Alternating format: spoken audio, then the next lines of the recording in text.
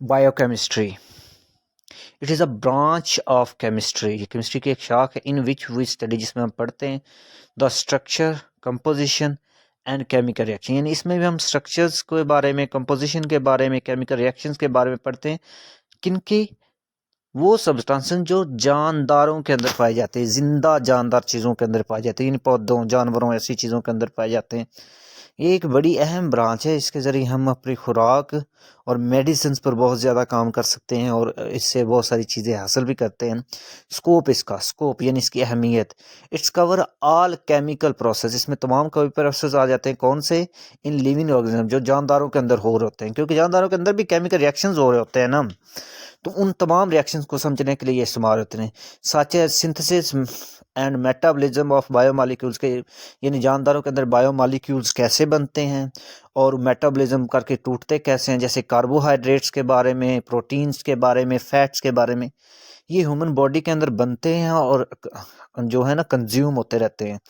तो इनका प्रोसेस समझने के लिए, मेडिसिन के लिए हम ये इस्तेमाल होती है। जैसे कि अब ये सारी चीज़ें जो होती हैं जी, यहाँ पे आपके सामने ये एक एनिमल का सेल है। अब एक एनिमल के सेल के लिए क्या होता है कि उस पर हम कुछ ना कुछ ऐसे बायोमॉलिक्यूल्स लैब के अंदर तैयार करते हैं जो इस पर काम करते हैं। जैसे ये आपके सामने एक हीमोग्लोबिन का सेल है जो लैब में तैयार किया गया है, और वो सेल क्या करता है, इसकी प्रोटीन के साथ अटैच होता है, तो जो कि मेडिसिन के तौर पे काम करता है किसी न किसी बीमारी से बचाने के लिए। अच्छा जी, industrial chemistry, the branch of chemistry which deals with the manufacturing, यानी इसमें मैन्युफैक्चर किया जाते हैं क्या?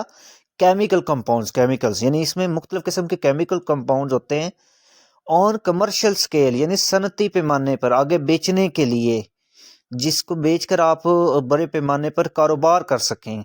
इस ब्रांच को कहते हैं। यानी एक तो होता है ना लैब के अंदर थोड़ा सा तैयार करना, और एक होता है बेचने के लिए बड़े पैमाने पर काम करना। इसका स्कोप क्या है?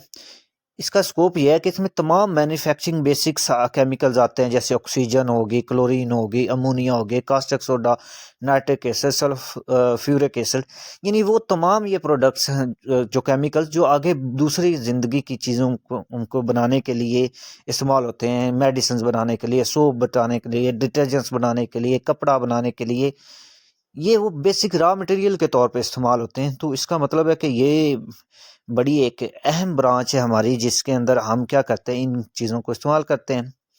उसके बाद आगे न्यूक्लियर केमिस्ट्री। न्यूक्लियर केमिस्ट्री जो है ना, वो एक केमिस्ट्री की एक ब्रांच है जिसके अंदर हम क्या करते हैं, हम डील करते हैं रेडियो एक्टिविटी और न्यूक्लियर के गिर्द जो प्रोसेस होता है और उनकी प्रॉपर्टीज़। आगे तो हम बात करते हैं कि रेडियो एक्टिविटी क्या होती है और न्यूक्लियर प्रॉपर्टीज़ क्या है। तो एक एटम के न्यूक्लियस को तोड़ते हैं या तोड़े बगैर जो उसके एटम से मुख्तलिफ किस्म की शुआएं निकल रही होती हैं, उनको इस्तेमाल किया जाता है एनर्जी के लिए, मेडिसिन्स के लिए। अच्छा जी, तो हमारे पास सबसे हम देखते हैं मेडिसिनल यूज़ इसके, कैंसर, थायराइड ग्लैंड्स, और इसके जो क्योंकि एक मेटल से जो शुआएं निकल रही होती हैं ना, रेडियो एक्टिव शुआएं, जैसे ये तस्वीर में आप देख रहे हैं अल्फ़ा बीटा गैमा रेज निकल रही हैं। ये क्या करते हैं, मुख्तलिफ प्लांट्स पर गिराए जाते हैं ताकि उनके बीमारियों के साथ लड़ने की मुदाफ़त बढ़े। या दूसरी तरह आप क्या कर सकते हैं कि डिफेंस के तौर पर इस्तेमाल, एटम बम के तौर पर मुख्तलिफ ममालिक ने इसको बनाया हुआ है। तो जिस मुल्क के पास ये एक डिफेंस के तौर पे हथियार होता है तो वो उसको इस्तेमाल नहीं करते। तो आप यानी इससे इलेक्ट्रिसिटी बना सकते हैं, आप इसको प्लांट सीड्स के कर सकते हैं। अब इन्वायरमेंटल केमिस्ट्री, अब पूरी दुनिया के अंदर कुछ केमिकल रिएक्शंस हो रहे हैं और वो रिएक्शन हमारे इन्वायरमेंट में जा रहे होते हैं। तो वो हमारी ब्रांच जिसमें हम जो मुख्तलिफ कंपोनेंट्स हैं वो इफ़ेक्ट कर रहे हैं, हमारी एक्टिविटी जो हमारे इन्वायरमेंट को इफ़ेक्ट कर रहे हैं, हमारे इन्वायरमेंट को ख़राब कर रही हैं, या उसको में कुछ ना कुछ तब्दीलियाँ आ रही हैं, उन तब्दीलियों के बारे में पढ़ना, उन तब्दीलियों से कैसे बचा जा सकता है, इसके बारे में पढ़ना होता है इन्वायरमेंटल केमिस्ट्री। इन्वायरमेंटल केमिस्ट्री होती है ना, उसमें आप biology, geology, ecology, soil and water के बारे में, बायोलॉजी में जानदार, जियोलॉजी में ज़मीन के बारे में, इकोलॉजी हमारे इकोसिस्टम के बारे में, ज़मीन के बारे में, वाटर के बारे में, कि इनको ख़राब होने से कैसे बचाया जा सकता है। जैसे आपके पास ये एक तस्वीर है जिसमें आप देखें कि हमारे जो क्लोरोफ्लोरोकार्बन्स हैं जिससे हमारे एक क्या हो रही है, जो एनवायरनमेंट पोllूट हो रहा है, गाड़ियों का हमारे ग्रीन हाउस गैसेज निकल रही हैं, जिससे हमारे ग्लोबल वार्मिंग हो रही है।